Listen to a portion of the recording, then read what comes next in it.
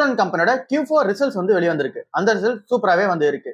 Net profit எவ்வளவு ஏறி இருக்கு அப்படின்னா 320 கோடி ரூபாய் வந்து பண்ணிருக்காங்க. 82% இயர் ஆன் இயர் பேசிஸ் வந்து ஏறி இருக்கு. ரெவன்யூ வந்து 1400 கோடி ரூபாய்க்கு மேல ரெவன்யூ வந்து மேக் பண்ணிருக்காங்க. 38% இயர் ஆன் இயர் பேசிஸ் வந்து ரெவன்யூ வந்து ஏறி இருக்கு. எபிட்டா 598 கோடி ரூபாய் வந்து மெயின்டைன் பண்றாங்க. சூப்பராகவே வந்திருக்கு. மார்ஜின் எக்ஸ்பென்ஷன்ஸ் பொறுத்தளவுல 32%ல இருந்து இப்ப 41% வந்து இருக்கு. கிளைண்ட்ஸ் ஆன்போர்ட் பண்றதுலயும் சூப்பரா வந்து பண்ணிருக்காங்க. 1700க்கும் மேற்பட்ட அங்க கிளைண்ட்ஸ் வந்து உள்ள எடுத்துட்டு வந்திருக்காங்க. இந்த கம்பெனியோட போர்டுல அப்ரூவல் வந்து கொடுத்திருக்காங்க. 1500 கோடி ரூபாய்க்கான ஃபண்ட் ரைசிங் வந்து பண்ண போதா சொல்லியிருக்காங்க. இதோட அப்ஜெக்டிவ் என்ன அப்படி சொல்லி பார்க்கும்போது ஆப்வியஸ்லி இந்த பிசினஸ் க்ரோத் பண்ணி எடுத்துட்டு போறதுக்கும் அண்ட் தென் அந்த எக்ஸ்பென்ஷனுக்கான சப்போர்ட் பண்றதுக்காக தான் இந்த மணி வந்து இருக்க போகுது. வெல்த் அசெட் அண்டர் மேனேஜ்மெண்ட் பார்க்கும்போது 100 பில்லியன் ருபீஸா வந்து இருக்கு. புரோக்கிங் ஃபண்டிங்கா பார்க்கும்போது இங்க 58 பில்லியன் ருபீஸா வந்து இருக்கு. சோ இந்த கம்பெனியோட Q4 சூப்பராகவே வந்திருக்கு. பினான்சியலா 2027 Q1 இருக்குல்ல, இப்ப வரப்போற Q1 அது எப்படி இருக்குன்னு சொல்றாங்க அப்படின்னா, இப்ப ஐபிஎல்காக காஸ்ட் ஸ்பெண்டிங் வந்து பண்றாங்க. அப்புறம் இங்க சேலரி ஹைக்ஸ் வந்து நடக்கும். அப்புறம் இங்க ESOPஸோட அந்த ஆப்ஷன் வேற இருக்கு. இதனால வந்து கொஞ்சம் வந்து மார்ஜின் வந்து பிரஷர் ஆகிறதுக்கு சான்சஸ் இருக்கதா சொல்றாங்க.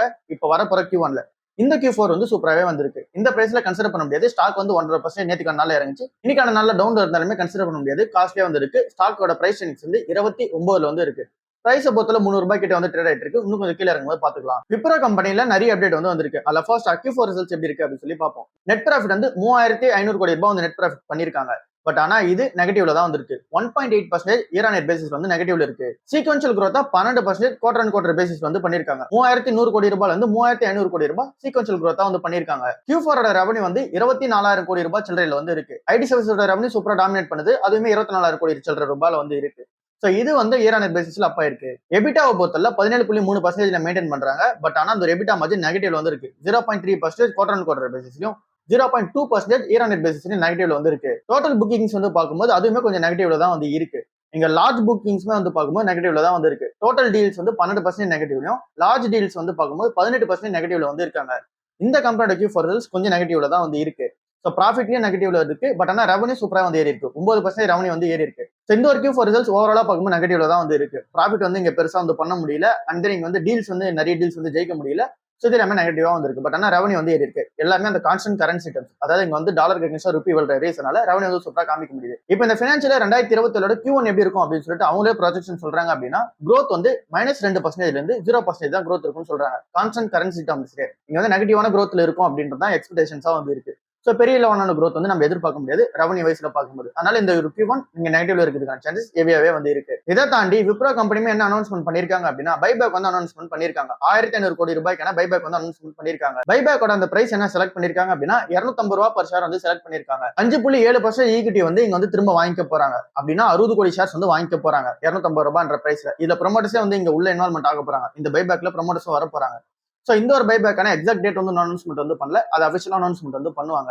சோ இப்போதைக்கு அந்த கம்பெனி அவங்க மேல வந்து இன்ட்ரெஸ்ட்ல வந்து இருக்காங்க. 250 ரூபாய் பர் ஷேருக்கு வந்து இங்க வாங்குறதுக்கு ரெடியா இருக்காங்க. இப்போ 210 ரூபாய் வந்து இருக்கு. ப்ரொமோட்டர்ஸ்மே உள்ள வந்து இன்வால்மெண்ட் ஆக போறாங்க. சோ எல்லாமே ஒரு நல்ல சைனா இருக்கு இந்த சைட்ல பார்க்கும்போது. இந்த கம்பெனி ஹெட் கவுண்ட் வந்து பார்க்கும்போது எம்ப்ளாயிஸோட ஹெட் கவுண்ட் பார்த்தோம் அப்படின்னா 2,42,000 பேருக்கு மேல வந்து இருக்காங்க. அடிஷனலா கொஞ்சம் பேர் தான் வந்து ஆட் பண்ணிருக்காங்க. இந்த ஒரு பினான்சியல் 2026லயுமே கொஞ்சம் பேர் தான் வந்து ஆட் பண்ணிருக்காங்க. 7,500 பேர் தான் பினான்சியல் 2026ல ஆட் பண்ணிருக்காங்க புதுசா. பினான்சியல் 2025ல 10,000 பேரும், பினான்சியல் 2022ல தான் 15,000 பேர்லாம் வந்து ஆட் பண்ணாங்க. பட் ஆனா இப்போ அந்த அளவுக்கு வந்து ஆட் பண்ண முடியல. எம்ப்ளாயிஸ் கம்மியா தான் வந்து ஆட் பண்றாங்க. பினான்சியல் 2027ல எவ்வளவு நம்பர்ஸ் ஆட் பண்ணுன்றதே வந்து சொல்லல. ஏன் அப்படின்னா இங்க டிமாண்ட் எப்படி இருக்கோ அதை பொறுத்து ஹைரிங் வந்து நடக்கும். பிக்சடான அமௌண்ட் வந்து இதுக்கப்புறம் நாங்க எடுக்க போறது இல்லைன்னு சொல்லிட்டாங்க. ஆர்டிஃபிஷியல் இன்டெலிஜென்ஸ் வந்து ரெவன்யூ வந்து மேக் பண்ண ஆரம்பிக்கணும். அங்கிருந்து எங்களோட ஃபோக்கஸ் வந்து ஸ்டார்ட் ஆகுதுன்னு சொல்லி சொல்றாங்க. அதுக்கேற்ற மாதிரியான நாட்கள் எடுப்போம்னு சொல்லி சொல்றாங்க. ஸோ ஓவராலா இந்த ஒரு Q4 ரிசல்ட் இப்படிதான் வந்து இருக்கு. இப்போதைக்கு இந்த ஷேர் பிரைஸ் வந்து நம்ம கன்சிடர் பண்ணும்போது பெட்டராவே வந்து இருக்கு. ஏன் அப்படின்னா அந்த கம்பெனி அவங்க பைபேக் வந்து பண்ணிக்கிறது இன்ட்ரெஸ்டடா வந்திருக்காங்க. டாடா ட்ரஸ்ட்ல நடக்கிற பிரச்சனை இன்னும் கண்டினியூ ஆயிட்டே வந்திருக்கு. மைக்கேல் மிஸ்ட்ரி இன்னும் என்ன சொல்றாரு அப்படின்னா, அவர் சைட்ல நிறைய அலிகேஷன்ஸ் வந்து எடுத்து வச்சுக்கிட்டு தான் வந்து இருக்காரு. இதுக்கு என் சந்திரசேகர் அதாவது சேர்மன் வந்து என்ன சொல்றாரு அப்படின்னா, நிறைய அவர் எடுத்து வச்ச ரீசன்ஸ்ல ஒன்னு வந்து இங்க வேணு ஸ்ரீனிவாசனை பத்தி எடுத்து வச்சாங்க. அந்த வேணு ஸ்ரீனிவாசனுக்கு ஒரு கிளாரிட்டி வந்து கொடுத்திருக்காரு. அதுல என்ன சொல்றாரு அப்படின்னா, வேணு ஸ்ரீனிவாசன் உள்ள அப்பாயின்மெண்ட் பண்ணும்போது இங்க இங்க ரட்டன் டாடா கிட்டயும் அப்புறம் இங்க டாடா சன்ஸ்ல உள்ள நிறைய பேர்கிட்ட வந்து கன்சல்டிங் பண்ணிட்டு தான் உள்ள அப்பாயின்மெண்ட் வந்து பண்ணோம். அவர் அப்பாயின்மெண்ட் பண்ணதுக்கு பின்னாடி இருக்க ரீசன் மெயினா இங்க ஜேகன் லேண்ட்ற ஒரு பிசினஸ் வந்து இருக்குல்ல, அந்த பிசினஸ்க்காக தான் அப்பாயின்மெண்ட் வந்து பண்ணாங்க. ஸோ இந்த ஒரு பிசினஸ்ல இவர் வந்து இங்க கன்சல்டன்ஸா வந்து இருப்பாரு. ஸோ அதுக்காக தான் இவர் வந்து அப்பாயின்மெண்ட் வந்து பண்ணாங்க. இது எல்லாமே அவரோட கன்சல்டேஷன் பேஸில் தான் வந்து நடந்துச்சு அப்படின்னு சொல்றாங்க. பட் ஆனா இது அந்த அலிகேஷன்ஸ்க்கு ஏற்ற மாதிரி வந்து கிடையாது. அந்த அலிகேஷன்ஸ் என்னவா இருக்கு அப்படின்னா, எங்க பார்சி கம்யூனிட்டி உள்ள வந்து இருக்கணும், இல்ல அப்படின்னா மும்பை மெம்பர்ஸா வந்து இருக்கணும். பட் ஆனா இதுல எதுவுமே வேணு ஸ்ரீனிவாசன் இல்லாத ரீசனால தான் அவரே ரெசிக்னேஷன் பண்ணி போயிட்டாரு. இது வந்து அங்க சிஓ வந்து டிமாண்ட் பண்ணதுனால அவரே ரெசிக்னேஷன் வந்து பண்ணிட்டாரு. பட் ஆனா என் சந்திரசேகர் சொன்னதுக்கான ஸ்டேட்மெண்ட் இதுவா வந்து இருக்கு. இன்னும் அந்த டாடா லிஸ்ட்ல பிரச்சனை வந்து போயிட்டு இருக்கு. பாப்போம் என்ன நடக்குதுன்னு சொல்லிட்டு. ஜேஎம் பினான்சியல் கம்பெனி வந்து என்ன பண்றாங்க அப்படின்னா, ஒட்டுமொத்த ஹோட்டல் கம்பெனியுமே அனலைஸ் பண்ணிட்டு அதுல இருந்து ஒரு ரேட்டிங்ஸ் வந்து கொடுத்திருக்காங்க. நிறைய ஸ்டாக்ஸ்க்கு பை ரேட்டிங் வந்து வச்சிருக்காங்க. ஒட்டுமொத்தமா பார்க்கும்போது இந்த ஹோட்டல் ஸ்டாக்ஸ் எல்லாத்துக்குமே பை ரேட்டிங் வந்து வச்சிருக்காங்க. இதுல மெயினா வந்து இருக்குது லீலா ஹோட்டல்ஸும் அப்புறம் இங்க சார்லட் ஹோட்டல்ஸையும் மெயினான பை ரேட்டிங் வந்து வச்சிருக்காங்க. 40 to 50% வந்து ஏறும் அப்படின்ற மாதிரியான அப்சைட் பொட்டன்ஷியல் இருக்கிறதா சொல்லி இங்க பை ரேட்டிங் வந்து வச்சிருக்காங்க. இதை தாண்டி இந்தியன் ஹோட்டல்ஸ் கம்பெனிக்கு ஒரு 33%, அந்த நீங்க ஐடிசி ஹோட்டல்ஸ் கம்பெனிக்கு 52% ஏறும் அப்படின்ற மாதிரி வந்து சொல்லியிருக்காங்க. இருக்கிற எல்லா ஹோட்டல்ஸுமே இதுல வந்து இங்க கமெண்ட் பண்ணி தான் வந்து சொல்லியிருக்காங்க. லைக் வந்து லீலா ஹோட்டல்ஸ் அப்புறம் லெமன் ட்ரீ எல்லாமே கமெண்ட் பண்ணி தான் வந்து சொல்லியிருக்காங்க. ஏன் இது எல்லாமே சொல்றாங்க அப்படின்னா, இப்ப நம்ம ஊரோட அந்த டொமஸ்டிக் டிமாண்ட் சூப்பரா வந்து இருக்கு. ஆக்குபென்சி ரேட் வந்து 70 to 72% வந்து இருக்கு. ரெவன்யூ பர் ரூமே சூப்பரா வந்து ஏறி இருக்கு. ஸோ இந்த மாதிரியான டிமாண்ட் இருக்கும்போது ஹோட்டல் ஸ்டாக்ஸ் எல்லாத்துக்குமே பெனிஃபிட்டா வந்து இருக்கும் அப்படின்ற ரீசன்னால இந்த ஒரு ரேட்டிங்ஸ் வந்து வச்சிருக்காங்க.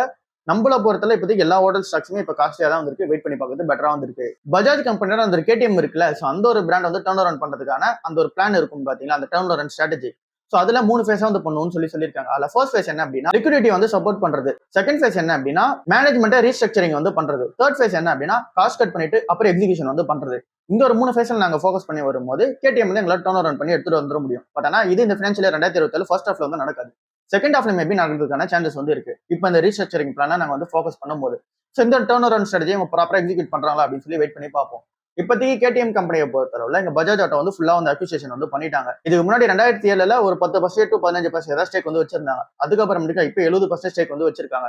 800 மில்லியன் யூரோஸ் கொடுத்து கொஞ்சம் அக்விசிஷன் வந்து பண்ணிருக்காங்க. இதை தாண்டி ஒரு 500 மில்லியன் to 600 மில்லியன் யூரோஸ் வந்து இங்க டெப்டாவும் அப்புறம் இங்க பாண்ட்ஸாவுமே இந்த கம்பெனில வந்து உள்ள போட்டு வச்சிருக்காங்க. ஸோ காஸ்ட் இன்ஃபியூஷன் அதிகமா வந்து பண்ணி வச்சிருக்காங்க பஜாஜ் ஆட்டோ. ஸோ இதனால இந்த ஒரு கம்பெனில இருந்து இங்க டர்ன் ஓவர் வந்து பண்ணி எடுத்துட்டு வரணும். அப்பதான் இந்த கம்பெனி ஒரு பெரிய பிளஸா இருக்கும். இப்போ வந்து நெகட்டிவ்ல கேடிஎம் பைக் இருந்தாலுமே எக்ஸ்போர்ட் வந்து நெகட்டிவ்ல வந்து இருந்தாலுமே இந்த கம்பெனியால டபுள் டிஜிட் ரெவன்யூ growth வந்து காமிக்க முடியுது. அப்படின்னா பஜாஜ் ஆட்டோட சேல்ஸ் சூப்பரா வந்து இருக்கு. இப்போ கேடிஎம்மோட சேல்ஸ் அடிஷனலா ஆட் ஆகும்போது இந்த ஒரு பஜாஜ் ஆட்டோ சூப்பரான பெர்ஃபார்மன்ஸ்ல இருக்கும். இப்போதைக்கு பஜாஜ் ஆட்டோ கொஞ்சம் காஸ்ட்லியா வந்திருக்கு. ஸோ அதனால வெயிட் பண்ணி பார்த்துட்டு கன்சிடர் பண்ணுவோம். தேஜஸ் நெட்வொர்க் கம்பெனி வந்து 6% மார்க்கெட்ல வந்து இறங்கி இருக்கு. இந்த ஒரு ஸ்டாக் பொறுத்தல நெகட்டிவா தான் வந்திருக்கு. இதை கன்சிடர் பண்ண தேவையில்ல. இப்போதைக்கு அதை வந்து ஸ்கிப் பண்ணியே வந்து வைங்க. ரொம்பவே டேஞ்சரா தான் வந்திருக்கு. பின்னாடி இதுக்கு ரீசன் என்ன அப்படின்னு சொல்லி பார்க்கும்போது இந்த கம்பெனி நெட் லாஸ் வந்து அதிகமா பண்ணிருக்காங்க. இப்போ 200 கோடி ரூபாய் அந்த நெட் லாஸ் வந்து காமிச்சிருக்காங்க Q4ல. Q3 வந்து 92 கோடி ரூபாய் தான் நெட் லாஸ் வந்து காமிச்சிருந்தாங்க. இப்போ 200 கோடி ரூபாய். ஓவரால் இந்த பினான்சியல் 2026 மட்டுமே 900 crores மேல லாஸ் வந்து பண்ணிருக்காங்க. இதுவே இந்த பினான்சியல் 2025 பாத்தீங்க அப்படின்னா 400 கோடி ரூபாய் வந்து நெட் ப்ராஃபிட் வந்து பண்ண கம்பெனி. ஸோ இதனால இந்த கம்பெனி பக்கம் போகாம இருக்கிறதே ஒரு பெரிய பிளஸா வந்திருக்கு. ரெவன்யூ வந்து பார்க்கும்போது 1900 crores வந்து ரெவன்யூ வந்து மேக் பண்ணாங்க. பட் ஆனா இப்போ ரெவன்யூ மேக் பண்ணிருக்குது 300 கோடி ரூபாய் தான் ரெவன்யூ வந்து மேக் பண்ணிருக்காங்க ஓவரால் பினான்சியல் இயர்ல. ஸோ அதனால இந்த ஒரு கம்பெனில நெகட்டிவ் வந்து இருக்கு. ஏன் இந்த கம்பெனி நெகட்டிவா இருக்காங்க அப்படின்னு சொல்லி பார்க்கும்போது பிஎஸ்என்எல் ஆர்டர்ஸ் நிறைய வந்து எடுத்திருக்காங்க. அந்த ஒரு ஆர்டர்ஸ் எல்லாமே நெட் ப்ராஃபிட் எக்ஸிகியூஷன் வந்து பண்ணணும். அது எதுவுமே பர்ஃபெக்ட் எக்ஸிகியூஷன் பண்ணாத ரீசனால இந்த கம்பெனி வந்து பெரிய பிரச்சனை வந்து இருக்கு. ஸோ இந்த ஒரு ரீசன்ஸ்னால தான் இந்த ஒரு ஸ்டாக் வந்து இறங்குது. ஆர்டர் புக் சூப்பரா தான் இருக்கு. பட் ஆனால் எக்ஸிகியூஷன் நடக்கணும். பைப்லைன் சூப்பரா இருக்கு. ஸோ இந்த ஒரு கம்பெனி பத்தி நெகட்டிவ்ல தான் இருக்கு. டர்ன் அரவுண்ட் ஆகிறதுக்கான டைம் வந்து இன்னும் தேவைப்படும். ஸோ அதனால வெயிட் பண்ணி பார்க்கறதே பெட்டரா இருக்கு. HDFC பேங்கோட சேர்மன் வந்து இங்க ரெசிக்னேஷன் வந்து பண்ணார்ல, இதை வந்து என்ன டேர்ம் வந்து சொல்றாங்க அப்படின்னா ஒன் ஆஃப் பர்சனாலிட்டி ட்ரிவன் அப்ரியேஷன் அப்படின்னு சொல்லி சொல்றாங்க. அப்படின்னா என்ன அப்படின்னா இந்த ஒரு கம்பெனில ஸ்ட்ரக்சரலாவும் ஃபண்டமெண்டலாவும் எந்த ஒரு பிரச்சனையும் இல்லாத போதுமே பினான்சியலாவும் எந்த ஒரு பிரச்சனையும் இல்லாத போதுமே இந்த ஒரு சேர்மன் வந்து வெளியே போயிருக்காங்க. அதுக்கான கிளியர் ஸ்டேட்மெண்ட் வந்து சொல்லாம வெளியே போயிருக்காங்கன்னு சொல்லிட்டு இவர் வெளியே போனதுக்கு இந்த டேர்மை கோட் பண்ணி வந்து சொல்லியிருக்காங்க மார்க்கெட்ல. ஸோ இந்த ஒரு சேர்மன் வெளியே போனதுக்கு பின்னாடி கிளாரிட்டியா வந்து கிடையாது. ஸோ அதனால தான் இந்த ஒரு ஸ்டேட்மெண்ட் வந்து சொல்லியிருக்காங்க. இது ஒரு இன்வெஸ்டரா நம்ம பார்க்கும்போது பெட்டரான டைம் வந்து யூஸ் பண்ணிக்கிட்டோம். இப்போ ஜெராதா கம்பெனில ஒரு அப்டேட். அது என்ன அப்படின்னு சொல்லி பார்க்கும்போது 27,000 கோடி ரூபாய் வந்து இன்வெஸ்டர்ஸோட மணியை சேவ் பண்ணி வச்சிருக்கதா சொல்றாங்க. 2016 இருந்து இப்போ வரைக்கும் 27,000 கோடி ரூபாய் சேவ் பண்ணிருக்கதா சொல்றாங்க. எப்படின்னு சொல்லி பார்க்கும்போது டெலிவரி ட்ரேடுக்குலாம் இவங்க வந்து புரோக்கரேஜஸ் வந்து வாங்குறது கிடையாது.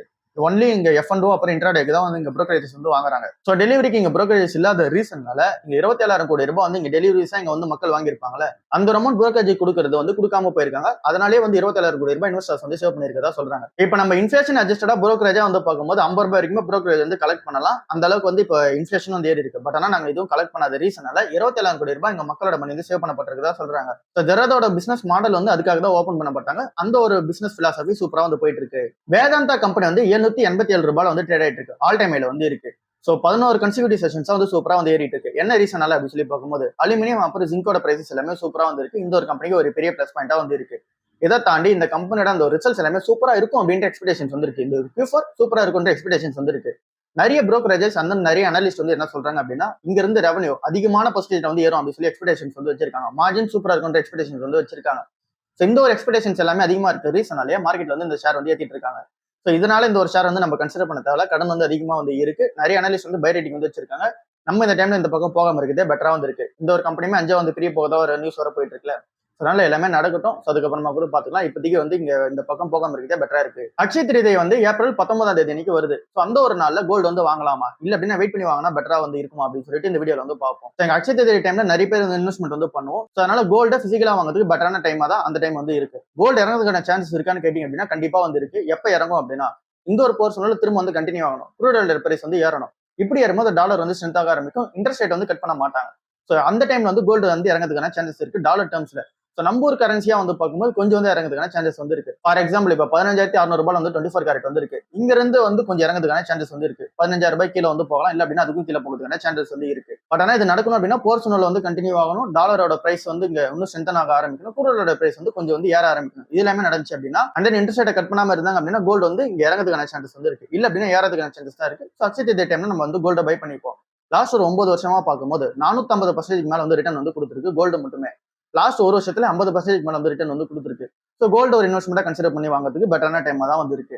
இன்னைக்கான நல்ல மார்க்கெட் எப்படி இருக்க போகுது 100 பாயிண்ட் வந்து நெகட்டிவ்ல இருக்கு கிஃப்ட் நிஃப்டி. அதனால இன்னைக்கான நல்ல மார்க்கெட் வந்து இங்க நெகட்டிவ்ல இருக்கிறதுக்கான சான்சஸ் வந்து இருக்கு. கொஞ்சம் இல்ல அப்படின்னா ஃபிளாட்டா இருக்கிறதுக்கான சான்சஸ் வந்து இருக்கு. ஏஷியன் மார்க்கெட்ஸ் எல்லாமே நெகட்டிவ்ல வந்து இருக்கு. ஜப்பான் அப்புறம் இங்க சைனா மார்க்கெட் அப்புறம் இங்க வந்து கொரியன் மார்க்கெட்ல நெகட்டிவ்ல இருக்கு.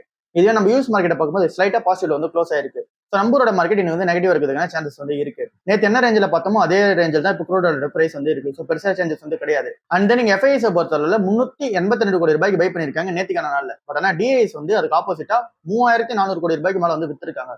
இங்க எஃப்ஐஎஸ் வந்து கொஞ்சம் வந்து பை பண்ண ஆரம்பிச்சிருக்காங்க. டிஐஎஸ் வந்து இப்போ ஆப்போசிட்டா வந்து விற்க ஆரம்பிச்சிருக்காங்க. லாஸ்ட் நியூஸ் என்ன இருக்கு அப்படின்னா டிசிஎஸ் நாசிக் ஆஃபீஸில் நடக்கிற அந்த ஒரு இஷ்யூ பத்தி நம்ம டிஸ்கஸ் வந்து பண்ணுவோம். இது ஒரு இன்வெஸ்டர் அப்ரோச்சா வந்து பார்க்கும்போது நமக்கு பெரிய அஃபெக்ட் இருக்கிறதுக்கான சான்சஸ் வந்து லெஸ்ஸா தான் வந்து இருக்கு. என்ன ரீசன் அப்படின்னு சொல்லி பார்க்கும்போது இது இந்த குறிப்பிட்ட ஒரு ஆஃபீஸ்ல வந்து நடந்திருக்கு. அண்ட் தென் குறிப்பிட்ட ஒரு இடத்துல வந்து நடந்திருக்கு. ஒரு டீம்ல நடந்திருக்கு. அதுவும் பிபிஓ டீம்ல தான் நடந்திருக்கு.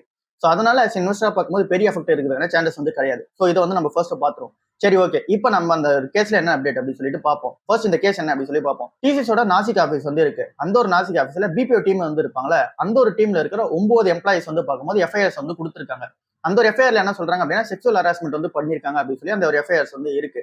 இது வந்து ஜூலை 2022 26 வரைக்கும் இந்த ஒரு பீரியட்ல நடந்த ஒரு டேட்டாவா வந்து இருக்கு. இதுக்குள்ளேயே 9 பேர் வந்து எஃப்ஐஆர்ஸ் வந்து கொடுத்துருக்காங்க. அதனால வந்து என்ன பண்ணாங்க அப்படின்னா ஒரு 7 பேர் வந்து அரெஸ்ட் பண்ணிட்டாங்க. அக்யூஸ்ட் வந்து அரெஸ்ட் பண்ணிட்டாங்க. ஒரு ஆள் மட்டும் இன்னும் இங்க வந்து அப்ஸ்காண்டா வந்து இருக்காங்க. இந்த ஒரு இடம் வந்து நடந்தது இங்க டிசிஎஸ் நாசிக் ஆஃபீஸ்ல வந்து நடந்திருக்கு. பிபிஓ வந்து ஒரு பாயிண்ட்ல வந்து நடந்திருக்கு. இதனால இந்த ஒரு கம்பெனிக்கு அகேன்ஸ்டா நிறைய ப்ரொடெஸ்ட் வந்து நடக்க ஆரம்பிச்சிருக்கு. 300ல இருந்து 400 எம்ப்ளாயிஸ் உமன் எம்ப்ளாயிஸ் வந்து இருக்காங்க அந்த ஒரு நாசிக் ஆஃபீஸ்ல. அவங்க எல்லாருமே ப்ரொடெஸ்ட் வந்து பண்றாங்க. அதுவும் சைலண்டான மோட்ல வந்து ப்ரொடெஸ்ட் வந்து பண்ணிட்டு இருக்காங்க. இப்போ வந்து நடந்துட்டு தான் இருக்கு. இப்போ என்ன ஒரு கேஸ்ல அப்டேட் அப்படின்னு சொல்லி பார்க்கும்போது ஸ்பெஷல் இன்வெஸ்டிகேஷன் டீம் வந்து இங்க வந்து கொடுத்துருக்காங்க. 12 மெம்பர்ஸ் உள்ள அடக்கிய ஸ்பெஷல் இன்வெஸ்டிகேஷன் டீம் வந்து இருக்கு. இதை தாண்டி நேஷனல் கமிஷன் ஆஃப் உமன் வந்து இந்த ஒரு கேஸ் வந்து கையில் எடுக்கிறாங்க. 10 நாள்ல ரிப்போர்ட் சப்மிட் பண்ணணும்னு சொல்லிட்டு 4 மெம்பர்ஸ் வந்து அப்பாயின்மெண்ட் பண்றாங்க. இதுல வந்து இங்க ரிட்டையர்டு ஜட்ஜ் வந்து ஒருத்தவங்க உள்ள இருக்காங்க. இவங்க எல்லாருமே அந்த ஒரு விக்டிம்ஸ் கிட்ட பேசுவாங்க. அப்புறம் எங்க கம்பெனி கிட்ட வந்து பேசுவாங்க. அப்புறம் அந்த ஒரு போலீஸ் அரெஸ்ட் பண்ணாங்கல்ல, அவங்க கிட்ட வந்து பேசி அந்த ரிப்போர்ட் வந்து எடுப்பாங்க. இது எல்லாமே ஒரு பக்கம் வந்து நடக்க போகுது. இதுல 4 பேர் வந்து இருக்காங்க. ஸ்பெஷல் இன்வெஸ்டிகேஷன் டீமும் வந்து இருக்கு. அண்ட் நிறைய அந்த ஒரு போலீஸ் கேஸும் வந்து இருக்கு. இது எல்லாமே டிசிஎஸ் உள்ள அப்டேட்டா இருக்கு. இங்க வந்து ப்ரொடெஸ்ட் அதிகமா இருக்க ரீசன்னால டிசிஎஸ் எம்ப்ளாயிஸ் எல்லாருமே அந்த ஒரு நாசிக் ஆஃபீஸர் மட்டும் ஒர்க் ஃப்ரம் ஹோம் வந்து கொடுத்துருக்காங்க. இது வந்து இன்னும் அந்த கேஸ் இன்னும் சிவியரா வந்து போயிட்டு இருக்கு. எங்க கம்பெனி கிட்டயுமே டைரக்டா வந்து அப்ரோச் பண்ண ஆரம்பிச்சிருக்காங்க. என்சன்சஸ் கிட்டயுமே வந்து விசாரிக்க ஆரம்பிச்சிருக்காங்க. என்ன நடக்குது, என்ன மாதிரியான போயிட்டு இருக்கு அப்படின்னு சொல்லி விசாரிக்க ஆரம்பிச்சிருக்காங்க.